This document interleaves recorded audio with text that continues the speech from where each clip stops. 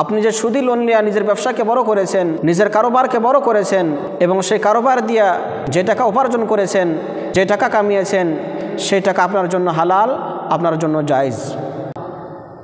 কিছু মানুষ নিজের কারোবারকে বড় করার জন্য, নিজের ব্যবসাকে বড় করার জন্য সুদি লোন নেন।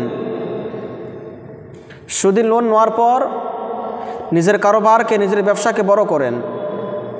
তো নিজের কারোবারকে বড় করার জন্য, নিজের ব্যবসাকে বড় করার জন্য সুদি লোন নেওয়া জায়েজ আছে কিনা, এবং সেই কারোবার দিয়া, সেই ব্যবসা দিয়ে যে টাকা উপার্জন করবে, যে টাকা কামাবে, সেই টাকা সে মানুষের জন্য হালাল হবে না হারাম। তো বিষয় মাসলা হচ্ছে নিজের কারোবারকে বড় করার জন্য, নিজের ব্যবসাকে বড় করার জন্য সুদির লোন নেওয়া জায়েজ নাই, এটা হচ্ছে হারাম। যে টাকাটি বেশি করে অপচ করবেন সেই টাকাটি হচ্ছে সুদ, সেটা হচ্ছে হারাম। আল্লাহ তাআলা কুরআনে কারীমের মধ্যে বলেছেন, ইয়া আইয়ুহাল্লাযীনা আমানুত্তাকুল্লাহা ওয়া যারু মা বাকিয়া মিনার রিবা ইন কুনতুম মুমিনিন ফাইন লাম তাফআলু ফাযনু বিহারবিন মিনাল্লাহি ওয়া রাসূলিহি। আল্লাহ তাআলা কুরআনে কারীমের মধ্যে বলেছেন যে, হে ইমানদার বান্দাগণ, যারা তোমরা ঈমান নিয়ে এসেছো, ইত্তাকুল্লাহ, তোমরা আল্লাহ তাআলাকে ভয় করো, আল্লাহ তাআলাকে ডরাও। ওয়া যারু মা বাকিয়া মিনার রিবা, এবং তোমরা সুদকে ছেড়ে দাও। ইন কুনতুম মুমিনিন, যদি তোমরা মুমিন হও।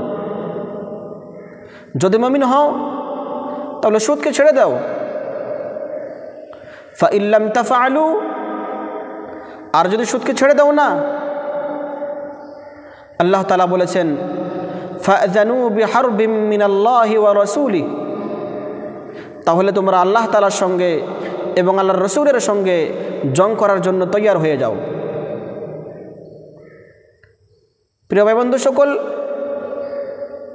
আল্লাহ তাআলা বলেছেন যে সুদ খান, সুদ নেওয়া দেওয়া করেন, সুদের জন্য লেখাপত্র করেন, সুদের জন্য সাক্ষী দেন, আল্লাহ তাআলা বলেছেন সে মানুষ সুদকে ছেড়ে দাও, আর না হলে আল্লাহ তাআলার সঙ্গে এবং আল্লাহর রাসূলের সঙ্গে জং করার জন্য তৈয়ার হয়ে যাও। মুফাসসিরিনে কেরাম বলেছেন, পুরো কোরআনে কারীমের মধ্যে সূরা বাকারা থেকে নিয়ে সূরা নাস পর্যন্ত এত শক্ত শব্দ আল্লাহ তাআলা কোরআনে কোথাও ব্যবহার করেননি যে শক্ত শব্দ আল্লাহ তাআলা সুদের জন্য ব্যবহার করেছেন। আল্লাহ তাআলা ডাইরেক্ট বলেছেন, যদি সুদ ছাড়ো না তাহলে আল্লাহ তাআলার সঙ্গে এবং আল্লাহর রাসূলের সঙ্গে জং করার জন্য তৈয়ার হয়ে যাও। এজন্য প্রিয় ভাই বন্ধু সকল, সুদ বহুত বড় গুনাহ, সুদ বহুত বড় গুনাহ। হাদিস শরীফের মধ্যে আসছে, আর রিবা সাবউনা হুবা, যে সুদের মধ্যে ৭০ কিসিমের গুনাহ আছে। আইসারুহা আইয়ানকিহার রাজুলু উম্মাহু, এবং সেখান থেকে সবথেকে ছোট গুনাহ হচ্ছে যে মানুষ নিজের মায়ের সঙ্গে জেনা করে। এজন্য সুদ নেওয়া দেওয়া করা, সুদের জন্য লেখাপত্র করে নেওয়ালা, সুদের জন্য সাক্ষী দেওয়ালা, এর সমস্ত কাজ হচ্ছে হারাম।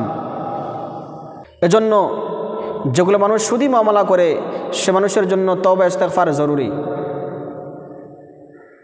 কিন্তু আপনি যে সুদি লোন নিয়ে নিজের ব্যবসাকে বড় করেছেন, নিজের কারোবারকে বড় করেছেন, এবং সেই কারোবার দিয়া যে টাকা উপার্জন করেছেন, যে টাকা কামিয়েছেন, সেই টাকা আপনার জন্য হালাল, আপনার জন্য জায়েজ।